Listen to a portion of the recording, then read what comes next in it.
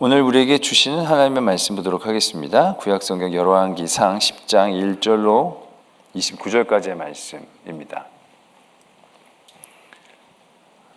제가 지금 구약성경 530면에 있는 열왕기상 10장 1절로 29절까지의 말씀, 저와 여러분들이 한 절씩 교독 드리도록 하겠습니다. 열왕기상 10장의 말씀입니다. 스바의 여왕이 여호와의 이름으로 말미암은 솔로몬의 명성을 듣고 와서 어려운 문제로 그를 시험하고자 하여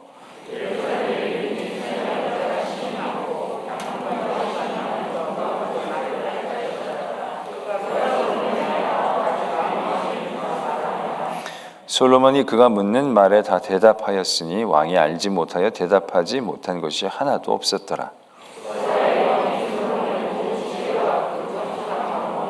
그 상의 식물과 그의 신하들의 좌석과 그의 시종들이 시립한 것과 그들의 관복과 술 관원들과 여호와의 성전에 올라가는 층계를 보고 크게 감동되어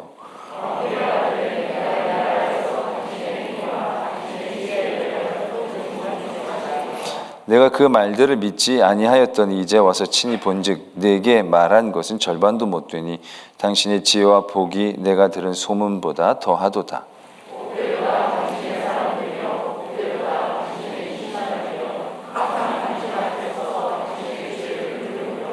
당신의 하나님 여호와를 송축할지로다. 여호와께서 당신을 기뻐하사 이스라엘 왕위에 올리셨고 여호와께서 영원히 이스라엘을 사랑하심으로 당신을 새 왕으로 삼아 정의와 공의를 행하게 하셨도다 하고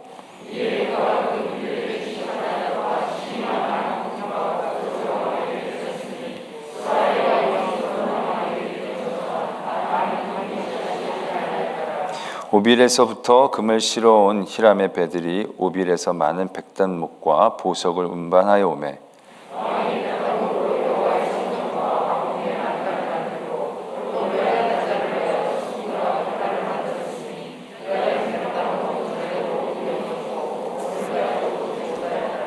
솔로몬 왕이 왕의 규례대로 스바의 여왕에게 물건을 준 것 외에 또 그의 소원대로 구하는 것을 주니 이에 그가 그의 신하들과 함께 본국으로 돌아갔더라. 그 외에 또 상인들과 무역하는 객상과 아라비아의 모든 왕들과 나라의 고관들에게서도 가져온지라.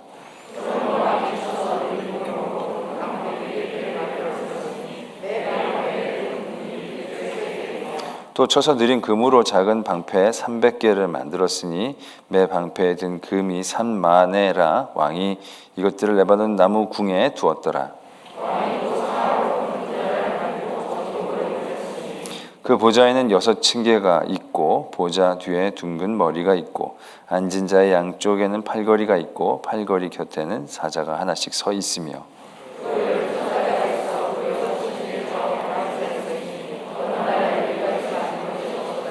솔로몬 왕이 마시는 그릇은 다 금이요 레바논 나무 궁의 그릇들도 다 정금이라. 은 기물이 없으니 솔로몬의 시대의 은을 귀히 여기지 아니함은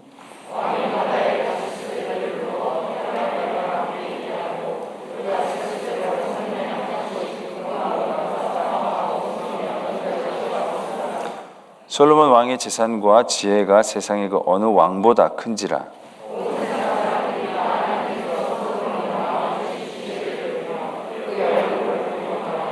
그들이 각기 예물을 가지고 왔으니 곧 은 그릇과 금 그릇과 의복과 갑옷과 향품과 말과 노새라. 해마다 그리하였더라.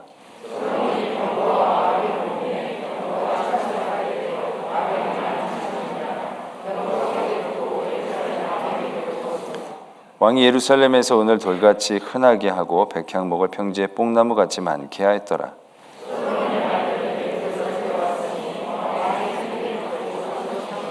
함께요. 애굽에서 들어온 병거는 한 대에 은 600세겔이요 말은 한 필에 150세겔이라. 이와 같이 햇사람의 모든 왕과 아람 왕들에게 그것들을 되팔기도 하였더라. 아멘. 하나님의 말씀입니다. 솔로몬 왕의 이야기를 나누고 있습니다. 오늘은 솔로몬 왕뿐만이 아니라 이스라엘이 가장 말하자면 큰 힘과 부를 누리고 있었던 그 시대의 이야기들이 담겨져 있습니다. 어느 정도였냐면 은을 돌같이 여기고 백향목은 평지에 뽕나무처럼 많게 했다 랄 정도로 모든 것들이 풍성하게 넘치는 그런 시기에 이스라엘을 적고 있습니다. 그 시작이 오늘 또 스바의 여왕이 솔로몬을 찾아온 사건입니다. 어떻게 보면 오늘 읽은 말씀에서에도 여러 왕들, 여러 나라에서 솔로몬의 지혜를 듣고자 찾아왔고 예물을 드린 것으로 적혀져 있습니다. 근데 그 중에서도 이 스바 여왕은 그 어떤 솔로몬을 찾아왔던 이보다도 극적이었고 또 많은 그러한 수행원들과 많은 선물들을 가지고 왔기 때문에 오늘 또한 특별히 이렇게 많이 적고 있는 것을 보게 됩니다. 그러면서 이제 스바 여왕이 그 솔로몬의 일들을 친히 와서 보고 나서 그의 느낌과 감동을 말씀은 적고 있습니다. 어떻게 보면 그것이 솔로몬이 하나님께로부터 받은 것이 어느 정도의 큰 은혜인가를 가늠할 수 있는 대목이 된 것이죠. 처음에는 소문으로 들었던 것은 반도되지 않는다 이렇게 얘기를 하고 있죠. 원래 소문이라는 것은 부풀어지게 마련입니다. 사람의 입을 통하여 건너갈 때마다 좀 더 드라마틱하고 듣는 화자들이 좀 더 놀라고 관심을 갖게 하기 위하여 소문이라는 것은 늘 사실보다는 커지는 것이 그게 당연한 사정인데 오늘 스바 여왕은 그 소문으로 들렸던 것이 내가 실제로 본 것에 반도되지 않는다라고 할 정도이니까 어떻게 보면 사람들이 보고도 믿지 못할 정도로 하나님께서 그 솔로몬에게 부어주신 은혜가 참으로 크다라는 것을 알 수 있는 대목이 되어진다는 것이죠. 더군다나 그런 솔로몬의 일들은 하나님의 영광과 맞물려서 가고 있는 것을 보게 되죠. 스바 여왕이 처음부터 여호와의 이름으로 말미암아 솔로몬의 명성을 들었다 이렇게 적고 있고요. 그가 여기 와서도 고백할 때 당신의 하나님 여호와를 송축합니다. 여호와께서 당신을 기뻐하사 당신을 왕에 세우셨고 또 공의를 행하게 해주셨습니다. 이렇게 이제 찬송하는 그런 대목이 나오게 되는 것을 보게 되지요. 우리는 이 솔로몬의 이 부흥기, 이 완전히 하나님의 큰 은혜를 누리고 있는 이 시기를 바라보면서 다시 한번 솔로몬의 이 이전에 있었던 일들을 떠올려 볼 필요가 있습니다. 뭐냐면 솔로몬이 왕위에 올라가자마자 일천번제를 드리고 나서 하나님께서 그에게 찾아오셨을 때 그가 하나님께 부탁했던 그 대목입니다. 그때 솔로몬이 지혜를 구하죠. 지혜도 그냥 지혜가 아니라 어떻게 보면 대단히 사소한 그러한 지혜입니다. 나는 어려서 이 백성들을 잘 재판할 수가 없습니다. 다스릴 수가 없습니다. 제가 그런 것들을 잘 재판할 수 있는 지혜를 달라고 한 것이죠. 어떻게 보면 백성들을 잘 다스린다라기보다는 그들의 억울함이나 바름을 세우기 위한 그러한 지혜, 모든 것들을 알고 잘 다스리고 돈을 잘 벌고 뭐 이러한 종류라기보다는 정말 백성들의 억울함과 바름을 세우기 위한 그런 지혜를 솔로몬이 구하게 되는 것이죠. 참 그 대목이 참 대단한 대목이다라는 생각을 하게 됩니다. 마치 하나님이 솔로몬에게 백지수표를 준 것과 마찬가지인데 백지수표에 가장 적은 액수를 적어낸 듯한 그러한 반응을 보이고 있는 것이죠. 또 물론 그게 꿈결에 이루어진 일이었지만 그가 무엇을 정말로 간절히 사모하고 있었는가를 대변해주고 있는 대목이 되기도 하다는 거죠. 그가 왕위에 올라가면서 정말 뭘 생각하고 뭘 바라고 있었던가. 내가 왕이 됐으니까 내가 아버지보다도 더 힘이 센 왕, 내가 아버지보다도 더 영토를 넓히는 왕, 많은 사람들에게 존경을 받는 왕, 이런 데 마음이 있었던 게 아니라 정말 백성들을 잘 섬기고 싶은, 말하자면 백성들이 나한테 왔었을 때 잘 재판해주고 바름을 세워서 이 땅이 정말로 아주 화목하게 그렇게 지나갈 수 있는 그런 마음을 강렬하게 품었다라는 것을 알 수 있게 되는 거죠. 그래서 그 다음에 이어지는 사건 중에 하나가 그 서로 자기 아기라고 우기는 대목 아니겠습니까?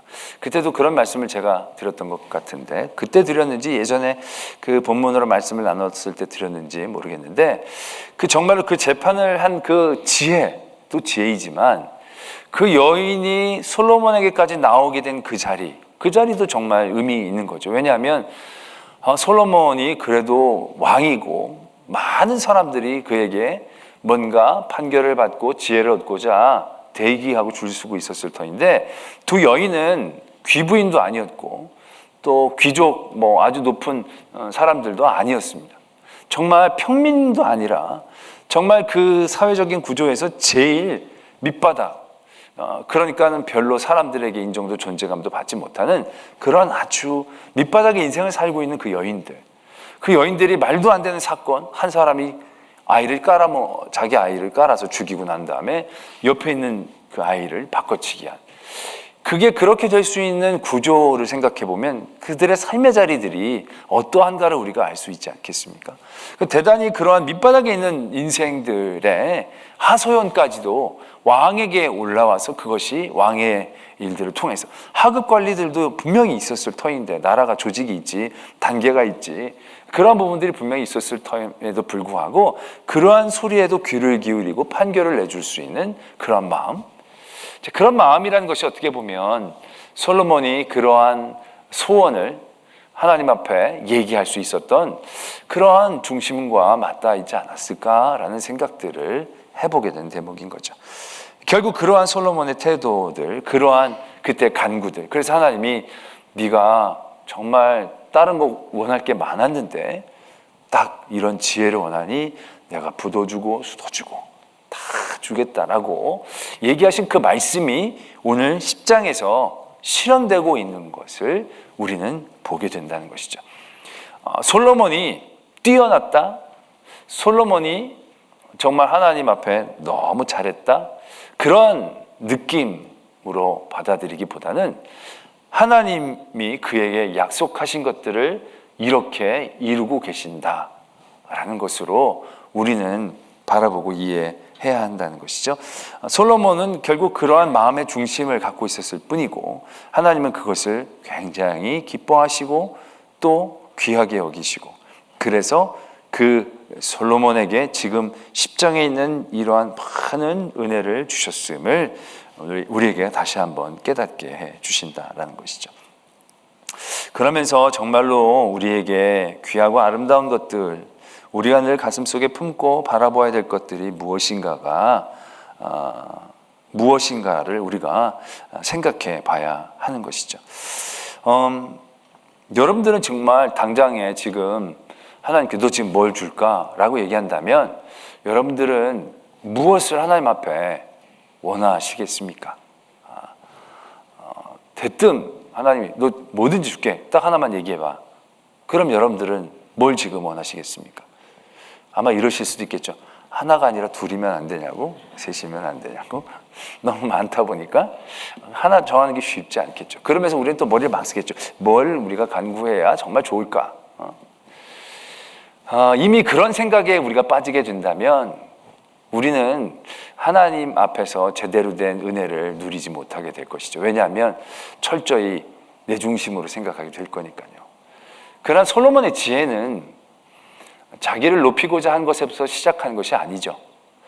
하나님이 내게 맡겨주신 사명을 잘 감당하기 위해서, 또 백성들을 위해서, 결국 그러한 마음 가운데에서의 바람들이 그 안에서 고민되어지고 도전됐을 때 하나님은 그 모든 것들을 어떻게 보면 덤으로 주신 거죠. 그것들을 받고자 노력했더라면 그는 그것을 누리지 못했을 것입니다. 그런데 그것이 아닌 다른 것을 그가 마음속에 품고 있었을 때 하나님은 그것을 누릴 수 있는 자격이 있다 생각하신 거죠. 그리고 그것도 주시고 이것도 주시고 다 주실 수 있게 되어진다라는 것을 우리가 깨닫게 되어진다는 것입니다. 우리는 솔로몬을 통해서 지혜가 참 중요하다는 것을 새삼 깨닫게 됩니다. 그러나 그 지혜의 시작이 과연 무엇일까? 우리가 다시 한번 바라봐야 하는 것이죠. 우리는 내가 똑똑하고 머리 회전이 잘 되고 뭘 잘하고 뭐 어떤 내가 갖고 있는 능력으로서의 지혜라고 생각할 수 있겠지만 솔직히 솔로몬의 지혜의 시작은 그것이 아닌 것을 우리가 잘 알고 있지 않습니까? 또 솔로몬이 또 잠언을 통해서도 그 고백하고 있는 많은 일들을 보면 결국 지혜는 무엇입니까? 하나님을 아는 것이죠. 하나님을 경외하고 하나님을 사랑하는 게 그게 지혜의 근본입니다. 하나님을 사랑하고 하나님을 안다는 것은 무엇을 의미하느냐? 결국 내 삶에서의 어떤 기준과 중심이 내가 아니라 하나님이 되고 있는 것을 뜻하는 것이죠.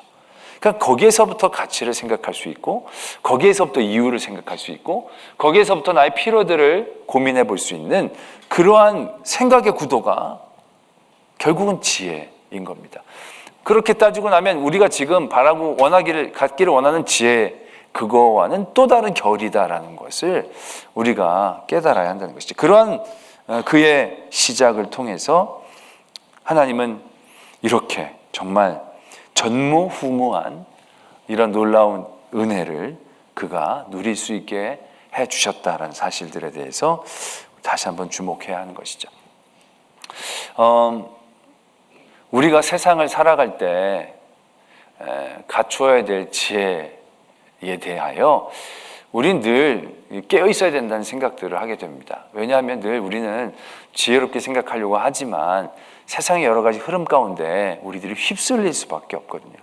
그러다 보면 내가 조금 더 갖는 거, 내가 좀 더 빠르게 얻는 거, 내가 좀 더 빠르게 확보하는 이런 것들이 우리에게 지혜처럼 생각되어지는, 그래서 그렇게 빨리 달려가는 사람들을 바라보며 우리는 그냥 맹목적으로 쫓아가면서 그렇게 사는 것이 똑똑하고 지혜로운 삶인 것처럼 우리가 착각하면서 달려갈 때가 많이 있다는 것이죠. 그러나 우리가 믿음의 사랑으로 세상을 살아가는 지혜는 그러한 방향이 아닌 거죠.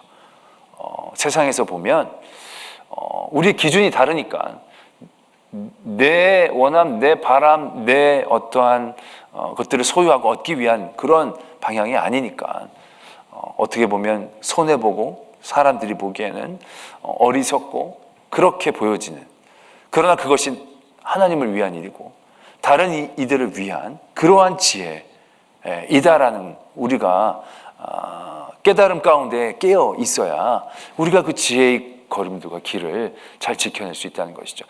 결국 우리가 사랑이라는 것도 움켜잡으면 우리 아이들 복음성가에도 보면 움켜잡으면 없어지는 것인데도 우리는 그 하나님의 은혜라는 거, 하나님이 우리에게 주신 그러한 복이라는 것들도 늘 우리가 움켜잡으려고 하는 거죠. 움켜잡는 게 이게 지혜고 많이 잡은 게 힘이고 능력이고 복이다라고 생각하는데 그건 아닌 것이죠. 사랑이 어떻게 해야 우리에게 풍성하게 임재합니까? 많이 챙겨놓고 많이 재놓는 게 아닌 거죠. 쓰고 베풀고 나누고 그러면 거기에서 풍성해진다라는 것이죠. 이건 참 놀라운 진리인 거죠.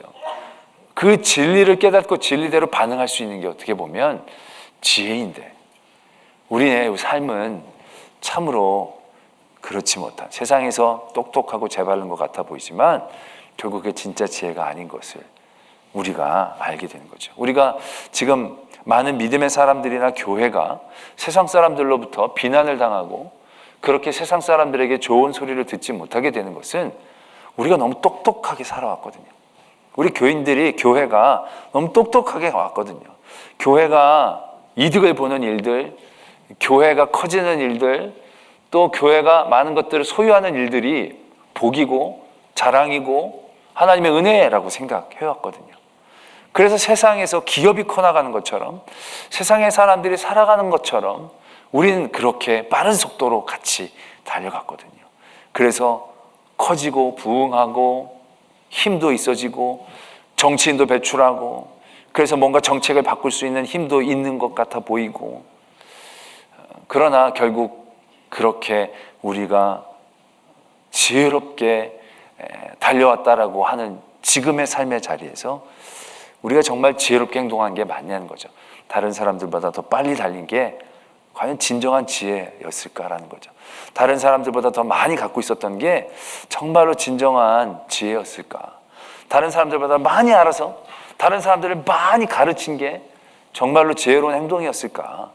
다시 한번 되돌아볼 필요가 있는 것이죠. 우리가 그 톨스토이의 바보 이반이라는 그러한 이야기들을 잘 알고 있지 않습니까? 그것이 정말로 이 시대를 사는 우리들에게 하나님의 사람이 살아가는 진짜 지혜.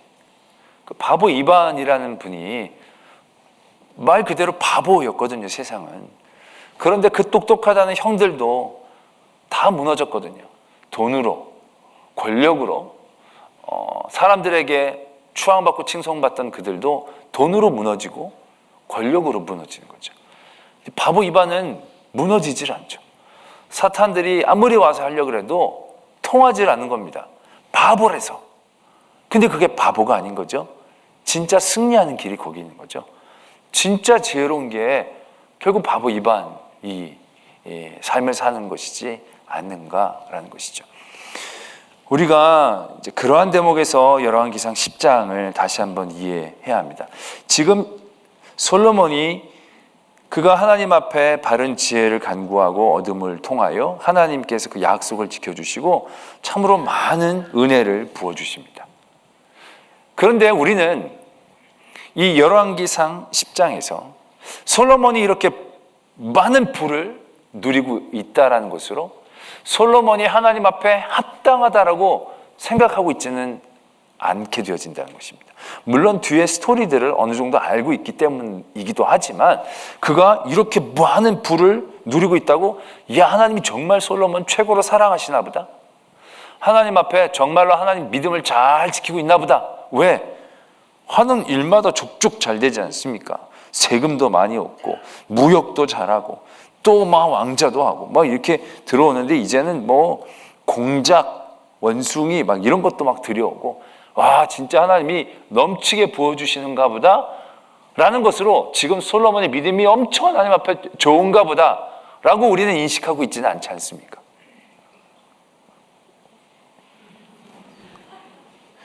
그렇죠? 네. 우리 결말을 알기도 하지만 뭔가 열왕기상 10장을 읽으면서 넘치고 뭐 은이 돌같이 하지만, 야, 이게 정말 풍성해서 솔로몬의 믿음의 현상, 지금 상태들이 이가 갖고 있는 물질로 바로 평가되어지는 것은 아니지 않느냐는 거죠. 그런데 우리는 어떻습니까? 우리는 저 사람의 믿음, 나의 믿음을 평가할 때 얼마나 금이 많은지 은이 많은지 백향목이 많은지로 평가하고 가늠하고 있는 것은 아닌지 우리는 생각해 봐야 한다는 것이죠. 오늘 솔로몬의 모습을 통하여 그가 누리고 있는 것이 그의 지금의 영적 상태를 의미하는 것은 아닌 거죠. 지금 누리고 있는 것이 그 전에 솔로몬이 하나님 앞에 간구했던 것에 대해 하나님의 약속의 성취이지, 지금 솔로몬이 이렇게 부자라고 해서 그가 하나님 앞에 아주 합당한 삶을 살고 있다라고 얘기할 수 있는 대목은 아니라는 것이죠. 근데 우리는 우리의 삶의 자리에서 암암리에 그렇게 생각하고 평가하고 있는 경우들이 많다는 것이죠.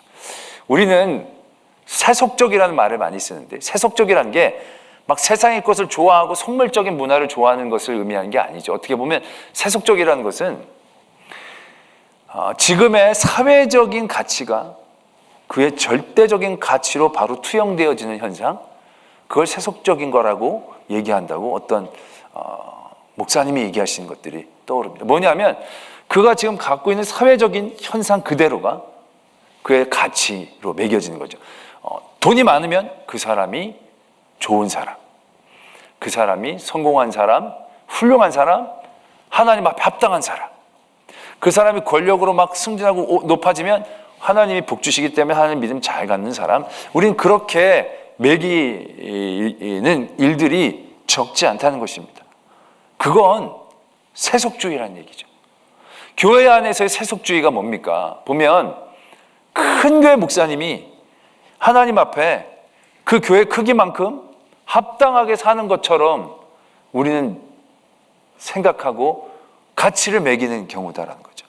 큰 교회 목사님은 대단히 하나님 앞에 잘 서고 대단히 영적이고 능력이 많고, 우리는 그렇게 여기지 않습니까? 그리고 작은 교회, 개척교회 하시는 분들은 하나님 앞에 별로 사랑을 많이 받지 못하는 그러니까 우리의 눈에 보이는 세상적인 숫자라는 가치가 그거 갖고 있는 절대적인 영적인 가치로 우리는 생각하는 경우들이 비일비재하지 않냐는 거죠. 그런 것에 자유롭기가 우리에게 쉽지 않은 거죠. 저는 제가 우리 교회에 이만큼 버티고 있는 게 제가 와서 우리 교회가 부흥을 했기 때문이라고 생각을 합니다. 아마 그렇게 못했으면 쉽지 않았을 겁니다. 근데 그만큼 부흥을 하니까 다들 내가 그만큼 능력이 있는 것처럼 같이 매겨지고 있다는 것이죠. 그만큼 하나님 앞에 내가 합당하다고 생각하고 있는 경우들이 적지 않다는 거죠. 근데 그게 바른 판단과 평가이냐는 거죠. 그것이 얼마나 우리에게 치명적이고 무서운 세속주의인가를 우리는 깨달아야 한다는 것이죠. 여러분, 이만희가 하나님 앞에 훌륭한 사람입니까? 신천지가 얼마나 많은데. 이단 가면요 진짜 사람 많아요. 내가 진짜 이단만 보면 내가 억장이 무너질 때가 많아요. 이단도 저렇게 많이 모이는데 이게 내가 뭔가. 근데 그게 얼마나 제가 세속적인 사고에 물들어 있는가 하는 거죠. 아무 문제 없고 복 받고 사업이 잘 되면 진짜 믿음 좋고 기도 많이 하고 우리는 그 사람의 가치를 그런 식으로 매겨버릴 때가 얼마나 많이 있는가 하는 거죠. 공부 잘하고 지혜롭고 똑똑하고 그러면 저 사람의 가치가 세상에서 갖고 있는 그것 그대로 투영되게 되어지는. 오늘 열왕기상에서 솔로몬이 누리는 이 많은 것들은 어떻게 보면 그의 영적인 상태가 아닌 거죠. 하나님이 그에게 주어주신 은혜였고 약속인 겁니다. 그러나 결국 그 은혜와 약속 안에 솔로몬이 병들고 있는 것을 우리는 바라보는 거죠. 여기서 그의 보좌에 대한 얘기가 나옵니다. 상하로 막 맺힌 게 그래서 우와, 어떻게 보면 하나님이 이에게 이렇게 많이 주셨다라고도 얘기할 수 있겠지만 이미 그가 누리고 있는 그 하나님의 은혜가 아닌 그 안에서 인간적인 욕심으로 변질되고 있는 것들을 암암리에 표현하고 있는 것이 아닌가. 공작과 원숭이가 왜 필요합니까? 공작과 원숭이를 먹으려고 하는 건 아닐 것 아니겠습니까? 어떻게 보면 이게 사치품인 거죠. 큰 의미가 없는 거죠. 이런 군데군데의 모습들을 통해서 그가 왜 쓸데없이 많은 병과 말을 사들입니까? 그래서 또 주변에 있는 나라에게 그걸 왜 되팝니까? 중개무역이 그가 왜 필요합니까? 하나님이 주신 은혜가 그에게 은혜가 되지 못하는 그런 모습들. 와, 중개무역도 잘 되네, 이런 것도 있네. 그게 솔로몬이 하나님 앞에 지금 영적으로 잘 세워져 있는 것을 의미하는 것이 아닌 또 다른 유혹 가운데 그가 노출되고 있음을 우리가 깨닫게 되어지는 굉장히 아름답고 훌륭한 얘기인 것 같지만 씁쓸하고 아픈 이야기로 우리에게 다가올 수 있어야 한다는 것입니다. 때문에 오늘 우리가 이 열왕기상 10장에서는 하나님이 우리의 작은 것으로 얼마나 하나님의 큰 은혜를 부어주실 수 있는가를 바라볼 수 있어야 하고요. 그 하나님의 은혜가 그걸 누리고 있는 사람의 가치를 바로 의미하고 있는 것은 아니다라는 것을. 어떻게 보면 그가 하나님께로부터 받은 은혜는 그의 가치가 아니라 그의 짐이 되겠죠. 그의 의무가 되겠죠. 그것으로 그가 앞으로 더 많은 하나님의 일들을 해야 할 짐이 되어질 터인데 이 솔로몬이 그게 짐이 아니라 자기가 누리고 자기가 소유하고 자기가 나타내어지는 것으로 이해하고 받아들였을 때 결국 그것은 은혜가 아니라 올무가 되어지고 있는, 변질되고 있는 그런 상태에 있음을 오늘 우리가 바라보게 되는 것이고요. 또 우리가 이러한 것이 내가 하나님 앞에 잘해서 받은 것처럼 곡해해서는 안 되는, 내가 기도를 열심히 했더니 응답을 주셨다? 우린 그럼 응답을 내가 당연히 누려야 될 나의 기도의 결과물로 생각할 때가 많이 있는데 아니죠. 내가 그것을 받을 합당한 능력이 있는 게 아니라 그것에 대한 또 다른 하나님의 뜻이 우리에게 주어진 것으로 이해할 수 있어야 하는 것이죠. 그래야 그것이 건강하게 우리에게 이해되고 활용되어질 수 있음을 우리가 깨닫게 되어진 것이고요. 이렇게 큰 복과 은혜가 그 영적 상태를 얘기하는 것이 아니듯이 우리가 세상에서 보이는 그것이 누군가를 평가하고 판단하는 기준이 되어지지 않도록 우리 스스로가 깨어 있어야 한다는 것이죠. 그래야 내게 주어진 것에 넘어지지 않을 수 있는 거죠. 내가 누리고 있는 것에 교만하거나 좌절하지 않을 수 있는 거죠.